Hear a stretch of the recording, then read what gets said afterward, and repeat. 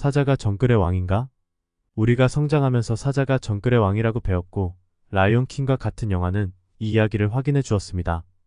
그러나 이 주장이 얼마나 사실일까요? 사자보다 더 크고, 더 사납고, 심지어 더 강한 동물들이 있습니다. 게다가 사자는 정글에 살지 않고 사바나에 서식합니다. 오늘의 글에서는 사자가 정말로 정글의 왕인지에 대한 문제를 다뤄보겠습니다. 사자가 정글의 왕으로 여겨지는 이유. 사자에게 정글의 왕이라는 칭호가 주어진 이유는 주로 그들의 힘과 지배의 상징 때문입니다.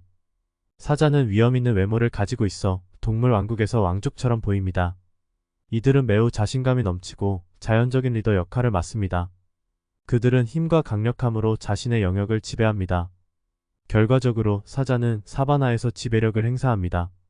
사자는 또한 비할 데 없는 사냥 기술로 인해 최상위 포식자로 여겨집니다. 시간이 지나면서 인간은 사자에 대한 신화와 전설을 만들어 왔습니다. 이러한 이야기에서 사자는 용감하고 고귀하며 용감한 존재로 묘사됩니다.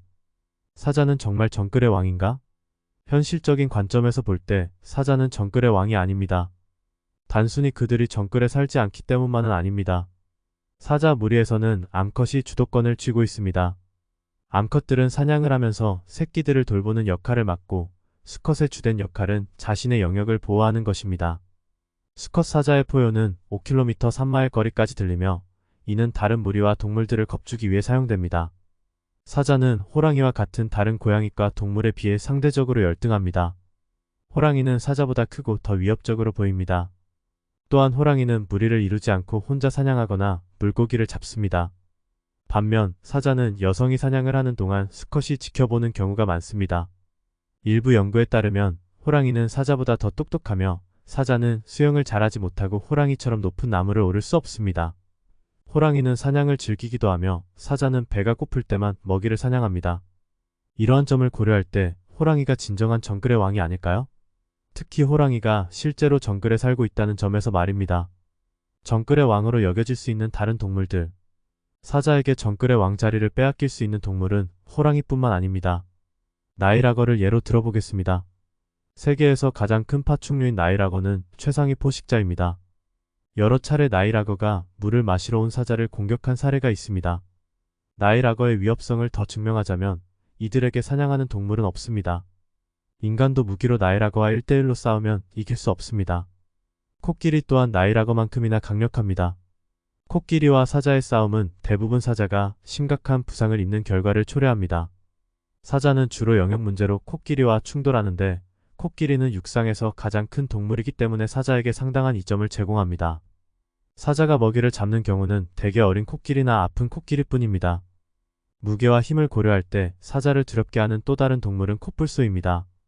기본적으로 코뿔소는 매우 공격적이기 때문에 자연적인 적이 없습니다.